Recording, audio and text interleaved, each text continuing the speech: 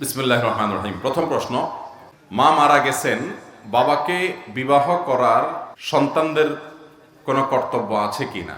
দরকারি প্রশ্ন ভাই। বাবা কিংবা মা দুনিয়া থেকে যদি চলে যান, তাহলে সেক্ষেত্রে সন্তানদের উচিত বাবা মার সব দিক খেয়াল করা।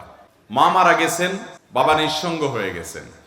আমাদের সমাজের সাধারণ চিত্র হলো, সন্তানরা বাবাকে বিবাহ করানো তো পরের কথা, বাবা বিয়ে করতে চাইলেও সন্তানরা সেটার জন্য শত রকমের বাধা সৃষ্টি করে। এই সন্তানকে বলা হয় স্বার্থপর সন্তান। এর চাইতে বড় স্বার্থপরতা আর কি হতে পারে? মায়ের মৃত্যুর পর বাবা যদি জীবন সঙ্গিনীর প্রয়োজন অনুভব করেন, বিশেষ করে মানুষের বয়স যখন বেশি হয়ে যায়, নিঃসঙ্গতা এবং একাকিত্বের যে কষ্ট, এটা তখন কুরে কুরে খায়, তখন একটু একান্তে কথা বলার জন্য একটা মানুষের দরকার হয়, যাকে মনের কথাগুলো খুলে বলবে। তো এই জন্য সন্তানদের বরং উচিত বাবাকে এবং তার জীবন সঙ্গিনী হিসেবে একজন মা, একজন স্ত্রীর ব্যবস্থা করা, উদ্যোগী হওয়া। এবং এই ব্যাপারে সবচেয়ে বড় বাধা হলো সন্তানদের, যে বাবা যদি আরেকটা বিয়ে করে, মা দুনিয়া থেকে চলে গেছে, ওই ঘরে যদি আবার ছেলে মেয়ে যদি হয়, তাহলে ভাগযোগ দিতে হবে। ঠিক না ভাই? ঠিক।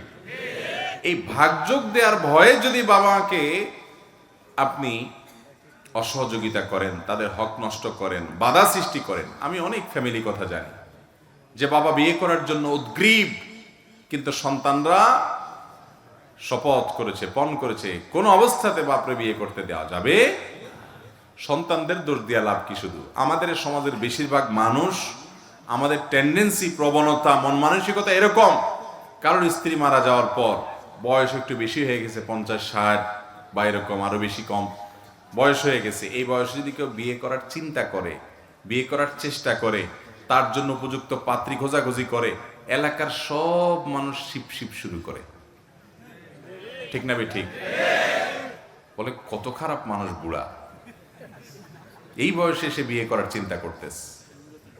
আমাদের সমাজটা এমন একটা জায়গায় চলে গেছে, এই সমাজে আকাম কুকাম করলে তাকে মানুষ খারাপ বলে না, ভালো কাজ করলে তাকে মানুষ খারাপ বলে। সমাজের এই সমস্ত কুসংস্কার আমাদের ভাঙতে হবে। বিশেষ করে তরুণদের এ ব্যাপারে আরো বেশি সচেতন হতে হবে। আপনার বাবা, আপনার মা সারা জীবন আপনার জন্য উজাড় করে সবকিছু দিয়ে দিয়েছেন। তার কি প্রয়োজন আছে না আছে, তার কোনটা দরকার আছে না আছে, আপনার স্বার্থ পরে তার প্রয়োজনটাকে অগ্রাধিকার দিবেন। এটি হলো সুসন্তানের কাজ, এটাই হলো নেক সন্তানের কাজ। বাবার যদি বিয়ে করতে আগ্রহী হন, তার যদি বাধা না থাকে, এমন কিছু বয়স হয় যে অনেক বাবা আছেন যে অন্য কিছু না, শুধুমাত্র তার শারীরিক খেদমত, বয়স হয়ে গেছে, দেখা গেল যে টয়লেটে তাকে সহযোগিতা করতে হয়, নাবের নিচে পশম পরিষ্কার করতে সহযোগিতা করতে হয়। একান্ত অনেক বিষয় আছে যেগুলোতে একজন সহযোগিতা না করলে একা একা করতে পারেন না, অন্যরা করতে পারেন না। সতর ফরজ, সতর ঢাকা ফরজ, সেটা অন্যের সামনে উন্মুক্ত করা যায় না। অন্যকে বৌমা বলেন, ছেলে মেয়ে বলেন, তারা কেউ সেটা করতে পারে না। এটা আমি তার একজন জীবন সঙ্গিনী দরকার। তো এই সময়টাতে পর্যন্ত সন্তানরা স্বার্থপরের মতো আচরণ করে, দেখেও না দেখার ভান করে, বুঝেও না বুঝার ভান করে। আছে না নাই? ভালো সন্তান সে যে বাবার স্বার্থকে প্রায়োরিটি দিবে, আর কিচ্ছু না। এবং শুধু সন্তানের কাজ না, এখানে সমাজের মানুষের কাজ। বৃদ্ধ হয়ে গেলে, বয়স হয়ে গেলে, সেটা তো অনেক পরের কথা, বাবা মায়ের বিষয়টা আরো পরের কথা। আমাদের সমাজে কোনো মহিলার স্বামী মারা গেলে বা কোনোভাবে তালাকপ্রাপ্ত হয়ে গেছে, 2-4টা সন্তান আছে, সে যদি অন্য কোথাও বিয়ের চিন্তা ভাবনাও করে, সমাজের বেশিরভাগ মানুষ সেটাকে ভালো চোখে দেখে। এই যারা ভালো চোখে দেখে না, এই সবগুলা মানুষ গুনাহগার হবে, পাপিষ্ঠ হবে, অপরাধী হবে। একজন পুরুষ, একজন নারীর শরিয়া সিদ্ধ যে অধিকার আছে সেটা থেকে বঞ্চিত করার অপরাধে। ভাইয়েরা আমার, আমাদের দৃষ্টিভঙ্গিটাকে পাল্টাতে হবে, নজরটাকে পাল্টাতে হবে, ভুলটাকে ভুল, ভালোটাকে ভালো বলতে শিখতে হবে। কোন নারী তার স্বামী মারা গেছেন অথবা তালাক হয়ে গেছে, 2-4-5টা 7টাও যদি বাচ্চা থাকে, তার বিয়ে করার অধিকার আছে না নাই? শুধু আছে তা নয়, বরং তার চরিত্রের হেফাজতের জন্য বিয়ে করা কখনো কখনো ফরজও হতে পারে। কিন্তু মুখ খুলতে পারে না এই সমাজের মানুষের ভয়ে, মুখ খুলে বলতে পারে না। তো যাদের কারণে বলতে পারে না, এরা সবাই গুনাহগার হবে। অতএব আমাদের দৃষ্টিভঙ্গিটা কি করতে হবে? পাল্টাতে হবে।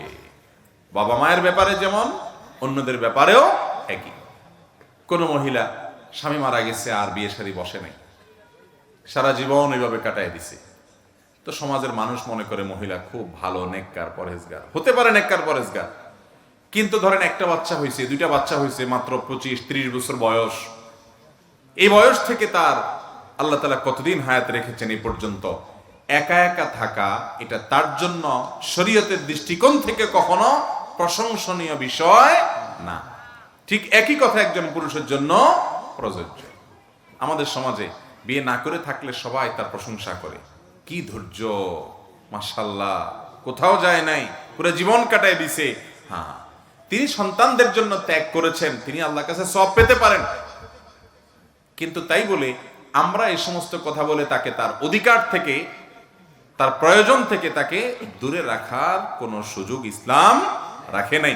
এই জন্য তালাকপ্রাপ্তা মেয়েদের ব্যাপারে, বিধবা মেয়েদের ব্যাপারে এবং স্ত্রী মারা গেছে সে সমস্ত পুরুষের ব্যাপারে, বা স্ত্রী কোনো কারণে ভেঙে গেছে, চলে গেছে, তালাক হয়ে গেছে, এই সমস্ত পুরুষদের ব্যাপারে আমাদের দৃষ্টিভঙ্গিটাকে উদার করতে হবে, ব্রড করতে হবে। সংকীর্ণ চিন্তা করলে আমরা গুনাহগার হব। আল্লাহ আমাদেরকে বোঝার তৌফিক দান করুন। মৃত ব্যক্তিকে দাফন করার পর তাকে কবরে প্রশ্ন করা হয়, কিন্তু যারা পানিতে ডুবে মারা যায়, যাদের লাশ দাফন করা হয় না, তাদেরকে কিভাবে প্রশ্ন করা হয়? মাশাআল্লাহ, দরকারি প্রশ্ন। আল্লাহ রাব্বুল আলামিন কবরের প্রশ্নোত্তরের মুখোমুখি করবেন প্রত্যেকটা মানুষকে। কবরের প্রশ্নোত্তরের মুখোমুখি করার বিষয়টি অগণিত হাদিস দ্বারা যেমন প্রমাণিত, কোরআনে কারীমের আয়াত দ্বারাও প্রমাণিত। কিছু লোক মুনকারে হাদিস, হাদিস অস্বীকারী, নামধারী মুসলমান বের হয়েছে, যারা কবরের আযাব এবং কবরে যে প্রশ্নোত্তর হবে সেগুলোর বিষয়কে অস্বীকার করে। অথচ কোরআনে কারীমে আল্লাহ রাব্বুল আলামিন ফেরাউনের অনুসারীদের সম্পর্কে বলেছেন যে আন্নারু ইউরাদুনা আলাইহা গুদুওয়ান ওয়া আশিয়্যা ওয়া ইয়াওমাল কিয়ামাতি আদখিলু আলা ফিরআউনা আশাদ্দাল আযাব। ফেরাউন এবং তার অনুসারীদেরকে সকাল বিকাল শাস্তির মুখোমুখি করা হয়, আর কিয়ামতের দিন বলা হবে সবচেয়ে কঠিন শাস্তির মধ্যে তাদেরকে প্রবেশ করাবার জন্য, অর্থাৎ জাহান্নামে দেওয়ার জন্য। তার মানে তার আগে থেকেই তাদের শাস্তি হচ্ছে, এই আয়াত থেকে পরিষ্কারভাবে বোঝা যায়। আর কবরের আযাব বিষয়ে অসংখ্য হাদিস আছে। নবী করিম সাল্লাল্লাহু আলাইহি সাল্লাম আল্লাহর কাছে পানাহ চাইতেন, আল্লাহুম্মা ইন্নী আউযুকা মিন আযাবিল কবর, আল্লাহ কবরের আযাব থেকে আমি পানাহ চাই। তাহলে বোঝা গেল কবরের আযাব এটা সুসাব্যস্ত, সুপ্রমাণিত। এখন কথা হলো, যে ব্যক্তিকে বাঘে খেয়ে ফেলেছে, যে ব্যক্তি পানিতে ডুবে মারা গেছে, পচে গলে লাশ মিশে গেছে, যে ব্যক্তি আগুনে পুড়ে ভস্ম এবং ছাই হয়ে গেছে, তার লাশ তো কবরে রাখার সুযোগই হয় নাই। তাহলে তাকে কিভাবে কবরে প্রশ্নোত্তর করা হয়? এর উত্তর হলো, কবরের জগৎটাকে মূলত বলা হয় বারজাখের জগৎ। আল্লাহ তাআলা কোরআনে কারীমে বলেছেন, ওয়া মিন ওয়ারাইহিম বারযাখুন ইলা ইয়াউমি ইউবআসুন। মৃত্যুর পর বারজাখ বলতে একটা জীবন আছে, বারজাখ মানে আড়াল, যে জীবনটা কিয়ামত যে কায়েম হবে সেটা, এবং জীবন, এই দুইটার মধ্যবর্তী জীবন, আড়ালের জীবন, পার্টিশনের জীবন, যে এরপরেই হবে কিয়ামত। এই বারজাখী জীবন, এখানে মানুষের রূহ যে অবস্থায় থাকে, তার শরীরের ধ্বংসাবশেষ যে অবস্থায় থাকে, ধরেন একজন মানুষ পুড়ে ছাই হয়ে গেছে, একজন মানুষকে বাঘে খেয়ে ফেলেছে, সেখানে বাঘের শরীরের সাথে মিশে গেছে, সে যে অবস্থায় তার শরীর ধ্বংসাবশেষ থাকবে, ওই অবস্থায় ওই জায়গায় রূহ দিয়ে ওখানে আল্লাহ তাআলা কুদরতি ভাবে, অলৌকিক ভাবে, আমাদের দৃশ্যের বাইরে, দৃষ্টির বাইরে আল্লাহ তাআলা তাকে প্রশ্নোত্তরের মুখোমুখি করবেন। ওইটাই তার বারজাখী জীবন। যে কবরস্থ আছে তার কবরটা যেরকম বারজাখী জীবন, আর যে ব্যক্তি পানিতে পুড়ে, আগুনে, পানিতে ডুবে আগুনে পুড়ে বিভিন্ন ভাবে ধ্বংস হয়ে গেছে, শেষ হয়ে গেছে, ওই ব্যক্তিকে ওই অবস্থায় তার ধ্বংসাবশেষটা যেটা আছে ওখানের মধ্যে রূহ দিয়ে, ওখানের মধ্যে প্রশ্নোত্তর, ওখানে আযাব বা শাস্তি সে অনুভব করবে, যেটা পৃথিবীর আমরা সাধারণ মানুষরা কেউ এই জগৎ থেকে সেটা ফিল বা অনুভব করতে পারবো না। কারণ ওই জগৎটাই হলো আলামুল গায়েব বা অদৃশ্যের জগৎ। অতএব দৃশ্যের জগতের সবকিছু সে অদৃশ্যের জগৎকে ফিল বা অনুভব করতে পারবে না, সেটাই স্বাভাবিক। কথা কি বুঝাতে পারছি?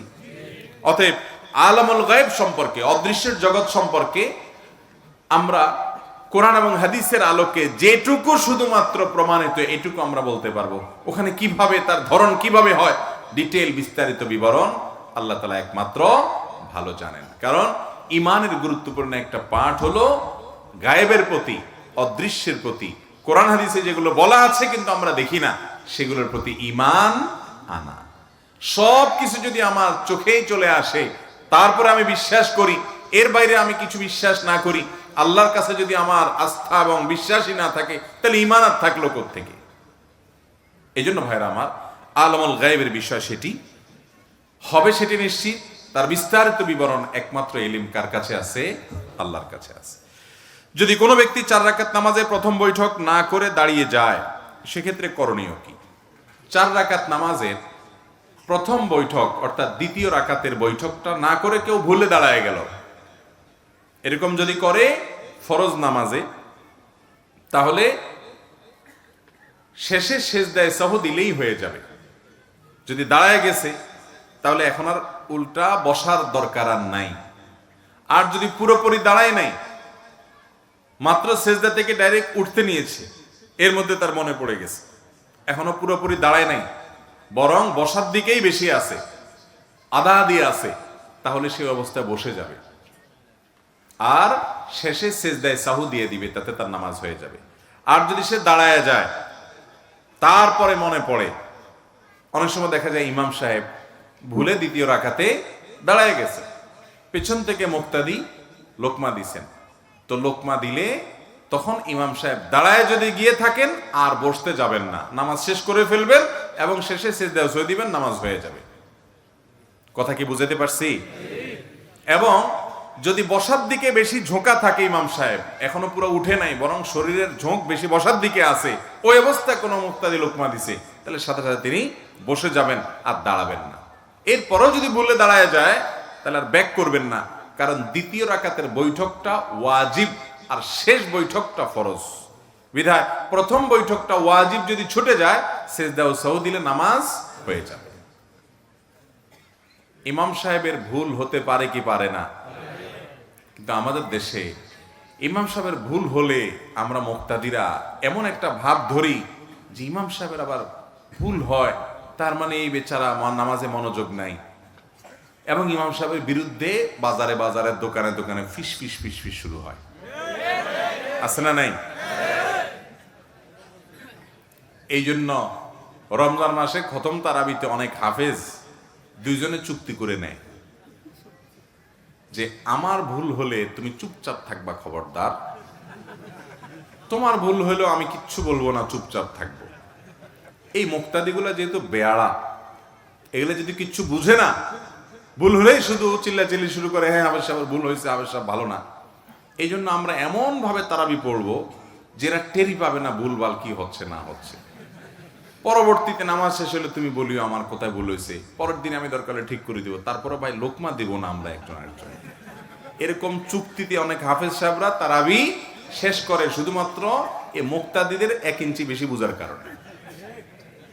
সব জায়গায় বেশি বুঝলে লাভের চাইতে ক্ষতি বেশি হয়। ইমাম সাহেব বা হাফেজ সাহেবদের ভুল হতে পারে কি পারে না? খুবই স্বাভাবিক একটা ব্যাপার, খুব স্বাভাবিক।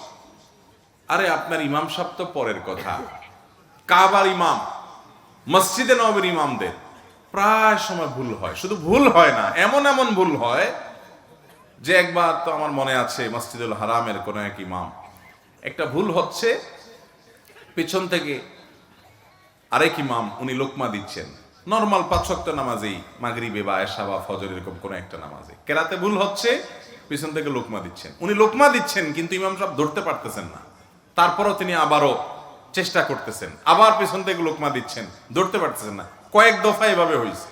তারপরে তিনি ধরতে পারছেন, এরপর তিনি নামাজ শেষ করে চলে গেছেন। আমাদের দেশে হলে এই ইমামের চাকরি আর জীবনেও, যে 3 বার লোকমা দেওয়া লাগছে আপনারা তাও ধরতে পারেন না, আপনি কেমন ইমাম? ভাইরা আমার, কাবার ইমাম তো পরের কথা। আমাদের নবীজি সাল্লাল্লাহু আলাইহি সাল্লাম, আল্লাহর নবী,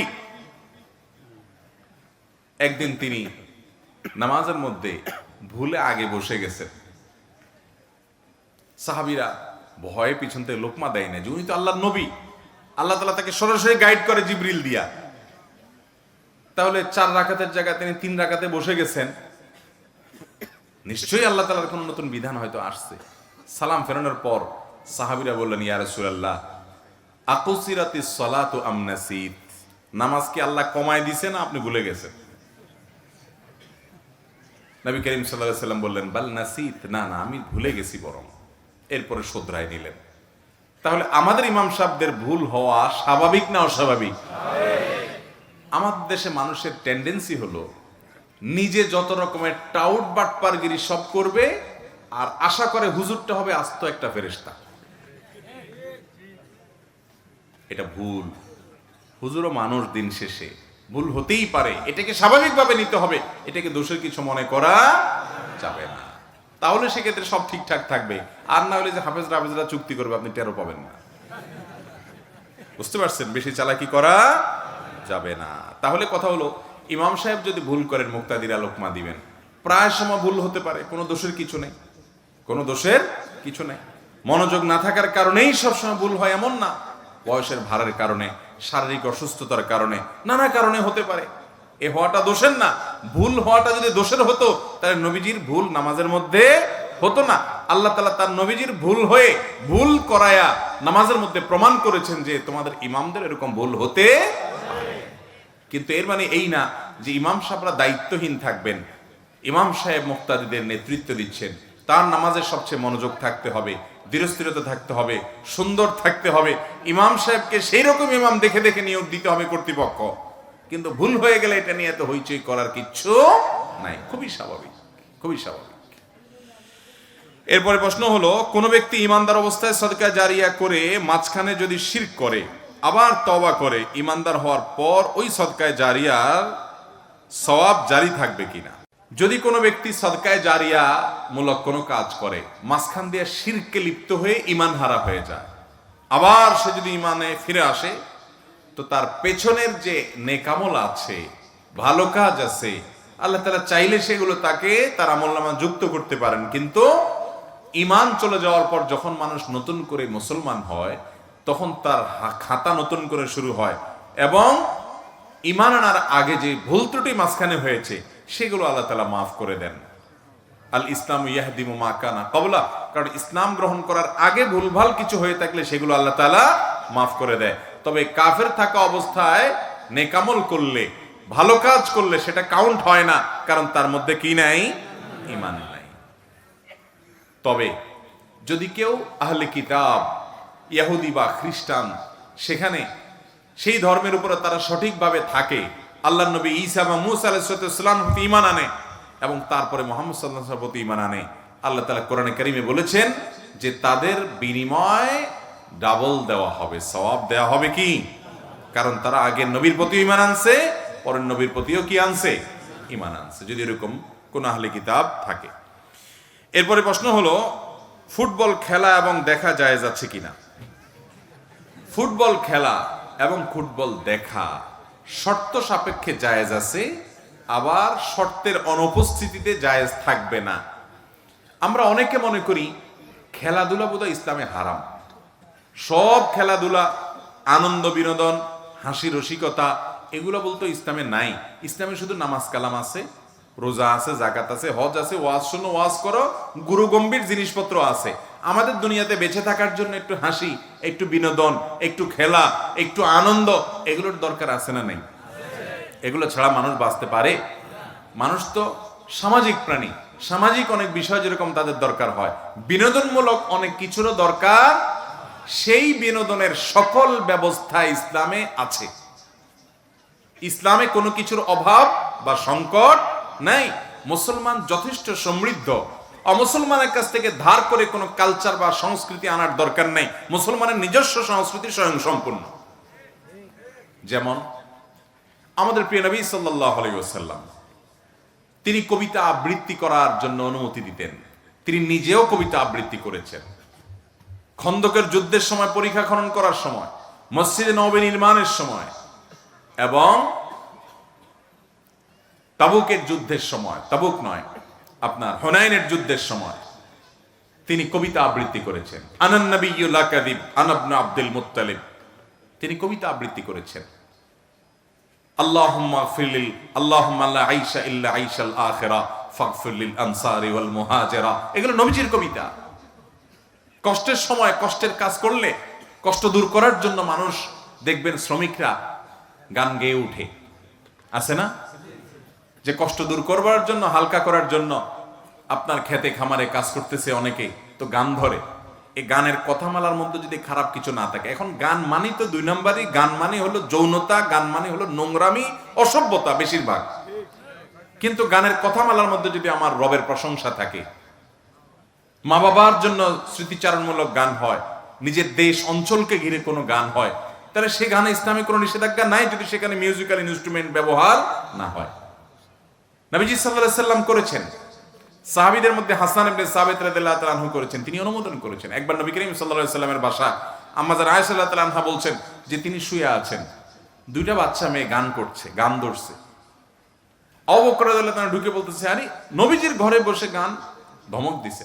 নবী করিম সাল্লাল্লাহু আলাইহি সাল্লাম উঠে এসে বলছেন, দাও হোমা, তাদেরকে গান গাইতে দাও। খালি গলায় গান গাচ্ছে, এখানে কোনো মিউজিক বাদ্যযন্ত্র নাই, গানের কথার ভিতরে খারাপ কিছু নাই। গজল মানে খোলা গলা, খালি গলার সঙ্গীত যেটাকে বলেন, যেখানে খারাপ কিছু নাই, সেটা তারা গাচ্ছে, কোনো অসুবিধা নেই। এখন গান তো মানেই হলো প্রেম প্রীতি। এখন গান মানেই কি?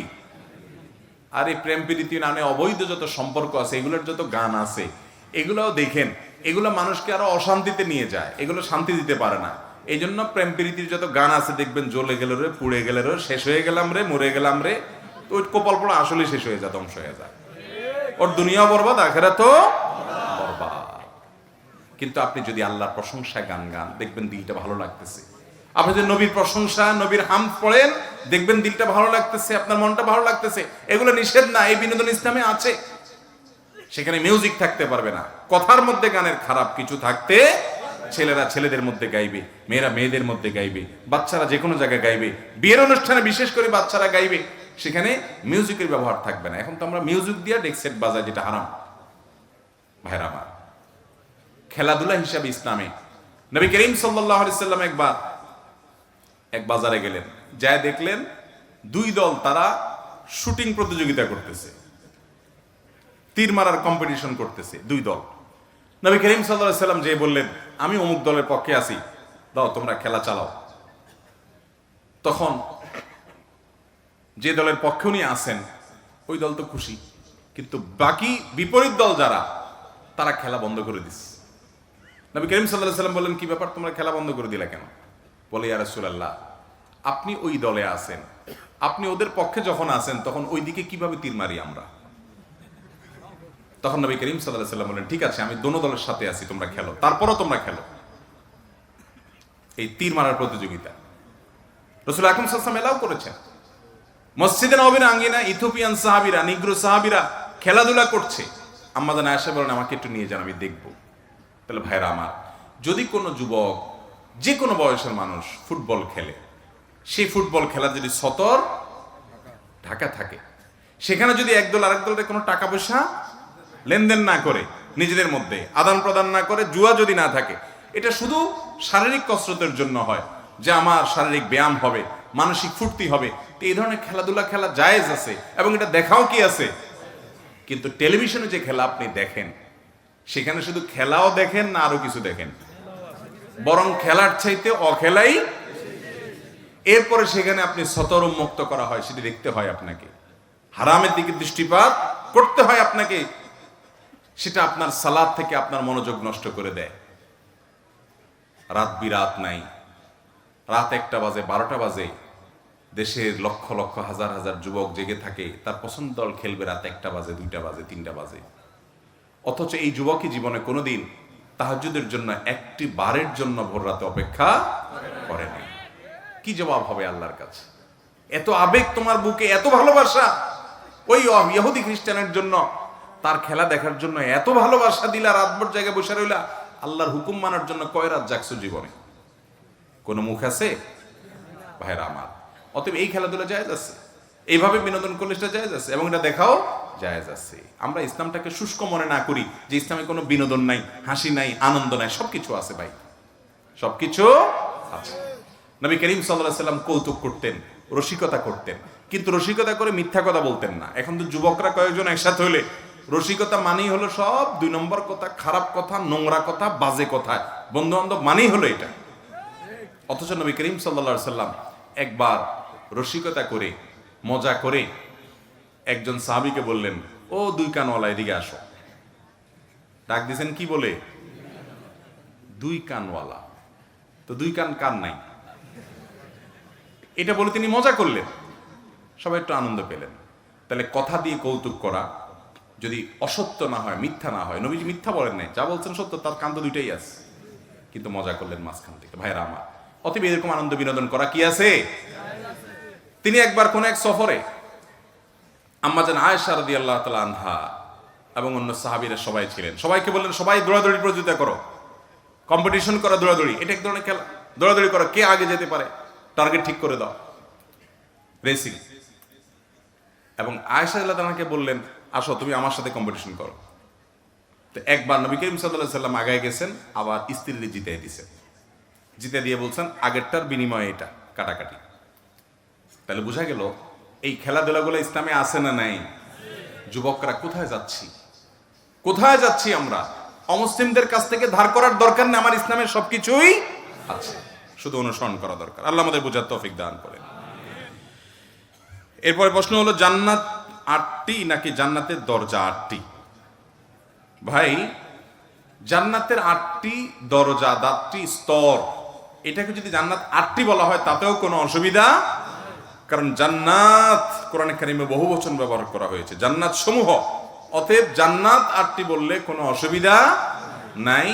যদিও জান্নাত 8টি মানে হলো জান্নাতের স্তর, জান্নাতের যে মর্যাদা, ক্লাস, দরজা, সেটা কি 8টি। অতএব এটাকে 8টি জান্নাত বললেও কোনো অসুবিধা। এটা নিয়ে অনেকে দেখবেন অযথা বিতর্ক করে। একজন আদর্শবান দাঈ ইলাল্লাহ কি কি ভূমিকা রাখতে পারে সংক্ষিপ্ত আকারে জানাবেন। যে ব্যক্তি আল্লাহর পথে আহ্বান করবে মানুষকে, যিনি আল্লাহর দিকে দাওয়াত দিবেন মানুষকে, তার কয়েকটা বৈশিষ্ট্যের ভিতরে 1 নম্বর হবে তিনি দাওয়াত দিবেন আল্লাহর জন্য। কার জন্য দাওয়াত দিবেন? ফেসবুকে দাওয়াত দিবেন আর লাইক কমেন্টের আশা করবেন, গুনবেন, বাহবার আশা করবেন, এই উদ্দেশ্যে দাওয়াত দিবেন, তাহলে সওয়াব হবে। লাইক কমেন্ট বেশি পাইছেন, মানুষের কাছে বেশি পৌঁছাইছে, এর জন্য খুশি হয়েছেন, এটা হতে পারে, এটা প্রাকৃতিক, এটা দোষের না। কিন্তু লাইক পাইলেই দাওয়াতি কাজ করবো, আর না হলে করবো না। লাইকই আমার উদ্দেশ্য, কমেন্টই উদ্দেশ্য, ফেসবুক সেলিব্রিটি হওয়াই উদ্দেশ্য, তাহলে এই দাওয়াতটা আল্লাহর জন্য হলো না। আল্লাহর জন্য দাওয়াত দিতে হবে, এটা হলো দায়ীর প্রথম বৈশিষ্ট্য, যে আল্লাহর কাছ থেকে আমি বিনিময় চাই। ইন আজরিয়া ইল্লা আলাল্লাহ, আল্লাহ ছাড়া কারোর কাছ থেকে বিনিময় আশা করি না। 2 নম্বর হলো তিনি দাওয়াত দিবেন, এই দাওয়াত হবে কোরআন হাদিসের দিকে, মন গড়া কোনো মতবাদের দিকে না। 3 নম্বর হলো বিনয়ের সাথে দাওয়াত দিবেন, ভালো উত্তম আচরণের সাথে দাওয়াত দিবেন। আল্লাহ তাআলা মূসা এবং হারুন, 2 জন নবী, 2 জনই আপন ভাই, তাদেরকে বলছেন তোমরা যাও ফেরাউনের কাছে দাওয়াত দাও, ওয়াকুলা লাহু কাওলাল লাইয়িনা, এবং ফেরাউনকে নরম এবং কোমল কথা বললে দাওয়াত দিবে, শক্ত কথা বলবে না। ফেরাউনের মতো খারাপ মানুষ দুনিয়াতে কেউ নাই, তাকে যদি দাওয়াত দিতে গিয়ে আল্লাহর নবী মূসা আর হারুনকে আল্লাহ নরম ভাষায় দিতে বলে, তাহলে আপনি কিভাবে ভাষা খারাপ করে রুক্ষভাবে দাওয়াতি কাজ করেন? অনেকে দেখবেন ফেসবুকে, অনলাইনে, অফলাইনে ইসলাম প্রচারের নামে জেদ ঝাড়তেছে, ক্ষোভ ঝাড়তেছে, চিল্লাচিল্লি করে, মনে হচ্ছে যে উনি কারোর বিরুদ্ধে শত্রুতা করতেছে, তার ভিতরে নরমিয়ত নাই। এটা দায়ীর সিফত হতে পারে। দায়ী বিনম্র হবে, আখলাকি হবে, নরম ভাষায় দাওয়াত দিবে, এবং সেটাই আল্লাহ তাআলা নির্দেশ করেছে। দায়ীর আরেকটা বৈশিষ্ট্য হলো, দায়ী যখন দাওয়াতি কাজ করবে তার বিনিময় নিয়ে তাড়াহুড়া করবে না। আমার কাজ দাওয়াত দেওয়া, আল্লাহ তাআলা হেদায়েত দেওয়ার মালিক, আল্লাহ কাকে হেদায়েত দিবেন, কাকে দিবেন না, কাকে কখন দেবেন, সেটা আল্লাহর ব্যাপার, আমি আমার ডিউটি পালন করে যাব। দায়ী যা দাওয়াত দিবেন সেটা অনুযায়ী নিজে আমল করবেন। দায়ের আরেকটা সিফত এটা, যে দায়ী যা দাওয়াত দিবেন সেটা অনুযায়ী কি করতে হবে, তাকে আমল করতে হবে। ফেসবুকের দায়ী যারা আমরা বেশিরভাগ, অনেক ফেসবুক দায়ী আছে যে নিজে নামাজও পড়ে না, কিন্তু ইসলামিক ভিডিও, ইসলামিক বক্তব্য লেখা দিতে দিতে ওনার আইডি এবং পেজ দেখলে দূর থেকে মনে হয় এটা আস্ত একটা সাক্ষাৎ ফেরেশতা। আছে না নাই? ঘরে বসে বসে কম্বলের নিচে উনি মোবাইলে ফেসবুকে কি ইসলাম প্রচার করে উল্টে ফেলতেছে, অথচ মসজিদে জামাতে যাওয়ার খবর নাই। আমি ব্যক্তিগতভাবে এরকম কয়েকজনকে চিনি। আমাকে বিচার দিছে একজনে, হুজুর এই লোক কত বড় সেলিব্রিটি ফেসবুকে, অনেকে তারে চিনে, হাজার হাজার লাইক পড়ে তার ইসলামিক কন্টেন্টে, সারাদিন শুধু কোরআন হাদিস লেখে, এই বেটা একদিনও মসজিদে ফজর নামাজ যায় না। তার পাশে থাকা লোকজন আমাকে বলছে, এরকম বহু লোক আছে আমাদের সমাজে। তো এইরকম হতে পারবে না। দায়ী যা নিজে মানুষকে দাওয়াত দিবে সেটার উপর সে নিজে আমল, এদিকে ইসলামের দাওয়াতের কাজ করবেন, এদিকে ইউটিউবে বসে চুরি করে করে খারাপ জিনিস দেখবেন। এটা কখনো ভালো দায়ীর কাজ হতে। আল্লাহ তাআলা আমাদেরকে সবাইকে ভালো দায়ী হওয়ার তৌফিক দান করুন। সব মুসলমানকে দাওয়াতের কাজ করতে হবে। টাকার অভাবে একজন পার্টনার নিয়ে ব্যবসা শুরু করি, কিন্তু এখন টাকা ফেরত চাচ্ছে। টাকা ফেরত দিলে ব্যবসার ক্ষতি হচ্ছে, এমত অবস্থায় সুদী ব্যাংক থেকে লোন নিয়ে ব্যবসা করা যাবে কিনা? সুদী ব্যাংক থেকে লোন নিয়ে কোনো অবস্থাতে ব্যবসা করা যাবে? যদি মূলধন সহ চলে যাবে, কিন্তু ইমানদার কখনো সুদের কারবারে জড়াতে পারে। আল্লাহর জমিনে যত হারাম উপার্জন আছে, হারাম বক্ষণ আছে, এর মধ্যে সবচেয়ে ডেঞ্জারাস, সবচেয়ে ভয়াবহ হলো সুদের কারবার। সুদের কারবারের মতো ভয়াবহ আরেকটা আল্লাহর জমিনে। আপনি যদি 2 কেজি কুকুরের গোশত কিনেন খান, আপনি যদি 2 কেজি শুকরের গোশত রান্না করেন, ওইটাতে যত রকমের অপরাধ হবে, সুদের কারবারে জড়ালে তার চেয়ে বেশি অপরাধ হবে। আল্লাহ তাআলা কোরআনে কারীমে বলেছেন, ফাআযানু বিহারবিন মিনাল্লাহি ওয়া রাসূলি, তোমরা আল্লাহ এবং রাসূলের বিরুদ্ধে যুদ্ধের ঘোষণা নাও যারা সুদের কারবার করো। দেখতে এটা বোঝার উপায় নাই যে এটাতে খারাপ কি আছে, সে একটু সুদই তো খাইছে। সুদ এত ডেঞ্জারাস, আমাদের ঈমানকে শেষ করে, আখিরাতকে শেষ করে দেয়। নিজের মায়ের সাথে জিনা করা কত ডেঞ্জারাস অপরাধ, সুদের কারবার তার চাইতে মারাত্মক অপরাধ। ভাইরা আমার, সুদের কারবারের সাথে কোনো মুসলমান জড়াতে পারে না। এজন্য ব্যবসা যদি লস হয়, আল্লাহ ভরসা, আল্লাহ তাআলা আমাকে অন্য দিক থেকে পোষায় দেবেন, কিন্তু মুসলমান সুদে যেতে পারে না। কেউ 29 টাকা ফ্লেক্সি লোড দিয়ে 30 টাকা জমা দেয়, 1 টাকা দোকানদার আর ফেরত দেয় না। ওই 1 টাকার কি হবে, হালাল নাকি হারাম? এটার আগেও অন্য কোথাও জানি কেউ প্রশ্ন করেছেন। তো এইরকম অফারগুলো মোবাইল কোম্পানি দেয়, 29 টাকা, 99 টাকা ইত্যাদি ইত্যাদি। দোকানদারের উচিত 1 টাকার কয়েন রাখা, যাতে করে 1 টাকা ফেরত দিতে পারে। আর যদি কাস্টমাররা সচরাচর কেউ এটা দাবি করে না, ছেড়ে দেয়, হাবভাব দেখে বোঝা যায় যে না 1 টাকার প্রতি টান নাই, নিতেও চায় না, তাহলে সেটা ভিন্ন কথা। কিন্তু দোকানদারের সদিচ্ছা থাকতে হবে।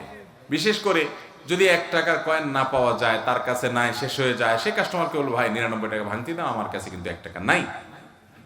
এরপরে যদি কাস্টমার বলে যে না আমার 1 টাকার দাবিও নাই, তাহলে সে দোকানদারের জন্য হালাল। আবার অনেক সময় দেখা যায় কাস্টমারের হাবভাব দেখলে বোঝা যায় যে সে 1 টাকা দাবি করে না, 100 টাকা দিয়ে চলে যাচ্ছে, তার মানে সে 1 টাকার দাবি করে না, তাহলে ভিন্ন কথা। কিন্তু দোকানদারের চেষ্টা থাকা উচিত যে অন্তত 1 টাকার কিছু কয়েন রাখি, তারপরে সেটা দিয়ে আমি তাকে ফেরত দেওয়ার চেষ্টা করি। চেষ্টাটা থাকা উচিত। চেষ্টাও নাই, আমি এমনভাবে কৌশল করলাম, ভাই হয় 29 ভাঙতি দেন, আর না হলে আমার কাছে নাই, বাধ্য, আমি জানি এর কাছে ভাঙতি কোত্থেকে আসবে, তাহলে 1 টাকা ধুয়েই যাবে সে। এই চালাকি করা উচিত না। অন্যের টাকা, সেটা 1 টাকা কেন, 8 আনা হোক, সামান্য হোক, ইমানদার সেটা খেয়ে কখনো বড়লোক হবে এই চিন্তা করবে না। এই ছোট লোকের চিন্তা ইমানদারের মধ্যে থাকবে না। ভাই আপনার 1 টাকা আমার দরকার নাই, আমি যেটা পাচ্ছি কোম্পানি থেকে কমিশন যথেষ্ট, আলহামদুলিল্লাহ, আপনার 1 টাকা আপনি নিয়ে যান। এই জন্য কয়েন রেখে দেওয়ার চেষ্টা করতে হবে। কিন্তু এইরকম ভালো মানুষ আর এরকম ভালো দোকানদার পাওয়া এখন সোনার হরিণ। কিভাবে ফান্দে ফালাইয়া টাকা নিবে সেই বুদ্ধি করে কুল পায় না, আবার 1 টাকা ফেরত। এরপরে প্রশ্ন হলো, সামর্থ্য থাকা সত্ত্বেও কেউ যদি আমার পাওনা টাকা না দেয় এবং ক্ষমাও না চায়, তাহলে আমার কি করা উচিত? যদি কেউ সামর্থ্য থাকার পরও টাকা না দেয়, সে জালেম এবং অত্যাচারী। নবীজি সাল্লাল্লাহু আলাইহি ওয়াসাল্লাম বলেছেন, মাতালুল গানিয়্যি যুলমুন, যে টাকা পয়সা আছে, সামর্থ্য আছে, তারপরও সে টালবাহানা করে ঘুরায়, সে জুলুম করে, অবিচার করে, অত্যাচার করে, গুনাহগার হবে। সেজন্য আপনি একজন পাওনাদার হিসাবে তাকে আপনি চাইলে আপনার শক্তি সামর্থ্য থাকলে জোর করে টাকা আদায় করতে পারবেন। সে অধিকার আপনাকে দিয়েছে ইসলাম। আইনের আশ্রয় নিয়ে বিচারের মুখোমুখি করে আপনার টাকা আপনি আদায় করতে পারবেন, সে অধিকার আপনার আছে। এটা করলে আপনার গুনাহ হবে না। আর যদি আপনি বলেন যে না ঠিক আছে আমি ছেড়ে দিলাম, আমার আশা নাই, মাফ করে দিলাম আল্লাহর জন্য, তাহলে আল্লাহর কাছে আপনি সওয়াব পাবেন। আর যদি আপনি জোর করে আদায় করার ক্ষমতাও নাই, আবার আপনি মাফও করতে চান না কারণ আপনার নিজেরও টাকা দরকার, তাহলে আপনি ঝুলায় রাখতে পারেন। সে যদি কখনো আল্লাহ তাকে হেদায়েত দেয়, সে ফেরত দেয় দিবে, আর না দিলে কিয়ামতের ময়দানে আমি বুঝে নেব। সে অপেক্ষাও আপনার থাকতে পারে, এটাতে আপনার কোনো দোষের কিছু। অনেক ভাই আছেন বোনের হক মেরে দেয়, তো বোনরা জিজ্ঞাসা করেন আলেমদের কাছে যে আমাদের কি করা উচিত, বাবার সম্পদে মায়ের সম্পদে আমার হক ভাইয়ে দেয় নাই, আমার কি করা উচিত। অনেক সময় অনেক বোন জিজ্ঞেস করে। একবার ডক্টর খন্দকার আব্দুল্লাহ জাহাঙ্গীর রহমাল্লাহকে কোন এক টেলিভিশন প্রোগ্রামে এরকম একটা প্রশ্ন করছিল কোন এক বোন। তখন স্যার রহমাল্লাহ উত্তরে বলছিলেন যে আপনি বোন হিসাবে ভাইয়ের বিরুদ্ধে মামলা করে যেভাবে হোক আপনার প্রাপ্য আদায় করে নিবেন, এটা নিলে বরং আপনার ভাইয়ের প্রতি আপনার অনুগ্রহ হবে, মায়া দেখানো হবে। কেমনে মায়া দেখানো হলো? বলে কারণ এই যে হক সে মারছে, এই হক তার দেওয়া লাগবেই লাগবে, দুনিয়াতে না দিলেও আখিরাতের দেওয়াটা তো বড় কঠিন দেওয়া হবে। সেদিন তো সম্পদ আর থাকবে না, আমল দিয়ে দিতে হবে। তো তার চাইতে দুনিয়াতে যদি আপনি আইন আদালতের আশ্রয় নিয়ে আপনার হক আদায় করে নিতে পারেন, অন্তত আখিরাতে দেওয়া থেকে সে বাঁচবে। অতএব কোন দেনাদার সে বুঝতেছে না তার ভিতরে ইমানের দুর্বলতা আছে, আপনি যদি আদায় করে নেন সে অধিকার আপনার আছে, বরং এটা তার প্রতি এক ধরনের অনুগ্রহ যে কিয়ামতের ময়দানে দেয়া লাগলো না, দুনিয়াতে আদায় করে নিলেন। আর যদি আপনি মাফ করে দেন তাহলে তার কোনো কথাই নাই, আল্লাহর কাছে এর জন্য অবশ্যই আপনি বিনিময় পাবেন। এরপরে প্রশ্ন হলো, বর্তমান সময়ে যোগোপযোগী অনেক উদ্যোগ নিয়েছে আসুন্নাহ ফাউন্ডেশন, আপনার উদ্যোগে যদি অনলাইনে আরবি ব্যাকরণ শিক্ষার কোর্সের ব্যবস্থা করতেন। আলহামদুলিল্লাহ অনেকেই করছেন, এটা আমাদের খুব একটা করার প্রয়োজন নাই, অনেক ভাইরা আগাচ্ছেন আলহামদুলিল্লাহ। পিতামাতা যদি আমাদের হারাম কাজে বাধ্য করে তাহলে আমাদের সন্তানদের তা পালন করতে হবে কি? মোটেই না। অনেক মা বাবা আছে খারাপ কাজ করতে বলে, অনেক বউ আছে খারাপ কাজ করতে বলে, অনেক দোস্ত আছে খারাপ কাজ করতে বলে, অনেক ছেলে মেয়ে আছে খারাপ হারাম জিনিস চায় বাপ মার কাছে। যদি হারাম কাজ করতে বাপ মাও নির্দেশ করে সেই নির্দেশ মানা যাবে। লা তাআতা লিমাখলুকিন ফি মাসিয়াতিল খালিক, আল্লাহর অবাধ্য হয়ে পৃথিবীতে কারোর বাধ্যগত হওয়া যাবে, আল্লাহর হুকুম লঙ্ঘন করে পৃথিবীর কারোর হুকুম মানা যাবে। মা বাবার হুকুম মানতে হবে ততক্ষণ যতক্ষণ তারা আল্লাহর আদেশ নিষেধের মধ্যে থাকে। আল্লাহর আদেশ নিষেধের বাইরে চলে গেছে, বাইরে যাইতে বলে, তখন মা বাবাকে বিনয়ের সাথে অপারগতা জানাইতে হবে। বেয়াদবি আবার করা যাবে না, খবরদার, তাদের সাথে বেয়াদবি করা যাবে না। আল্লাহ তাআলা কোরআনে কারীমে বলেছেন, তারা যদি তোমাকে শিরিক করতে নির্দেশ করে ফালা তুতিউহুমা, তাহলে মা বাবার কথা শুনিও না, তবে ওয়াসাহিবহুমা ফিদ দুনিয়া মারুফা, তাদের সাথে দুনিয়াতে সুন্দর আচরণ করবা। তারা অন্যায় করতে বললে তাদেরকে বিনয়ের সাথে নম্রতার সাথে বলবা, বাবা মা তোমার সব কথা মানতে আমি বাধ্য, কিন্তু আমার সৃষ্টিকর্তার নির্দেশের বাইরে গেলে তখন তো আমি তোমার কথা মানতে পারি না। তুমি আমার কাছে সবচেয়ে বড়, কিন্তু সৃষ্টিকর্তার চাইতে বড় তুমি না। তাদেরকে বুঝাই দিতে হবে, কিন্তু বেয়াদবি করা যাবে না। এরপরে প্রশ্ন হলো, বিতরের নামাজ না পড়লে গুনাহ হবে কিনা? বিশুদ্ধ মত অনুযায়ী বিতরের নামাজ ওয়াজিব, এই জন্য বিতরের নামাজ যদি না পড়েন তাহলে গুনাহ হবে, ওয়াজিব তরকের গুনাহ হবে, বিদায় বিতরের নামাজ পড়তে হবে। এরপরে প্রশ্ন হলো, বিতির পড়ার পর তাহাজ্জুদের নামাজ পড়া যাবে কিনা? বিতির সন্ধ্যা রাত্রে পড়ে ফেলছেন এশার সাথে, এখন ভোর রাতে ওই যে কোন দলে খেলোয়াড় ছিল জানি, খেলা ছিল জানি কত রাত্রে, এই রাতে খেলা টেলা দেখার পরে চিন্তা করলেন তাহাজ্জুদের নামাজটা পড়ে একসাথে শুই, তো তখন যদি আপনি তাহাজ্জুদ পড়তে চান পারবেন কিনা? উত্তর হলো, বিতির সন্ধ্যা রাত্রে পড়ে ফেলার পর যদি ভোর রাতে তাহাজ্জুদ পড়ার তৌফিক হয় পড়া যাবে, তৌফিক বা সুযোগ হলে তাহাজ্জুদ পড়া। তবে সাধারণ অবস্থাতে বিতির হবে রাতের শেষ নামাজ। নবীজি সাল্লাল্লাহু আলাইহি ওয়াসাল্লাম বলেছেন, ইজআলু আখিরা সালাতিকুম বিল-লাইলি বিতরা, তোমাদের রাতের শেষ নামাজ হবে বিতির দিয়ে ফিনিশিং হবে। এই জন্য তাহাজ্জুদ যদি কেউ ভোর রাতে পড়বে ইচ্ছা থাকে এবং উঠবে সে ব্যবস্থাও থাকে, তাহলে সে অপেক্ষা করবে ভোর রাতে তাহাজ্জুদ শেষ, তারপরে বিতির পড়ে ফিনিশিং দিয়ে দিবে। কথা কি বুঝাতে পারছি? আল্লাহ তাআলা আমাদেরকে বুঝা এবং আমল করার তৌফিক দান করুন। হুজুর চলে আসছেন? আলহামদুলিল্লাহ। ভাই হুজুর চলে আসছেন। আমি হুজুর আসার জন্য শুধুমাত্র টাইম পাস করা আমার ডিউটি এবং কাজ। আলহামদুলিল্লাহ হুজুর চলে আসছেন। প্রশ্ন আরো অনেক আছে, কিন্তু প্রশ্নের উত্তর ইনশাআল্লাহ আল্লাহ বাঁচা রাখলে আমি আবারও দেব। কই চলে আসছেন? জি, জাযাকুমুল্লাহ খাইর। আমরা যে কথাগুলো এতক্ষণ শুনলাম, জানলাম, বুঝলাম, আল্লাহ তাআলা আমাদের সবাইকে আমল করার তৌফিক দান করুন। সবাই আমল করবো তো ইনশাআল্লাহ? আল্লাহ তাআলা আমাদেরকে উপকারী কথাগুলো অনুযায়ী আমল করার তৌফিক দান করুন। এবং হুজুর আসছেন, হুজুরের গুরুত্বপূর্ণ আলোচনা বক্তব্য পেশ করবেন। পুরো আলোচনা আমরা মনোযোগ সহকারে শুনবো। আল্লাহ তাআলা আমাদের সবাইকে আমলের তৌফিক দান করুন। হুজুর অসুস্থ মানুষ, আল্লাহ তাআলা তাকে শিফায়ে কামিলা আজরার জন্য দান করেন, আমরা দোয়া করি। হাযা ওয়া উসাল্লি ওয়া উসাল্লিমু আলা নবিয়িনা মুহাম্মদ ওয়া জাযাকুমুল্লাহু খাইরা। ওয়াসসালামু আলাইকুম ওয়া রাহমাতুল্লাহি ওয়া বারাকাতুহু। আলহামদুলিল্লাহ।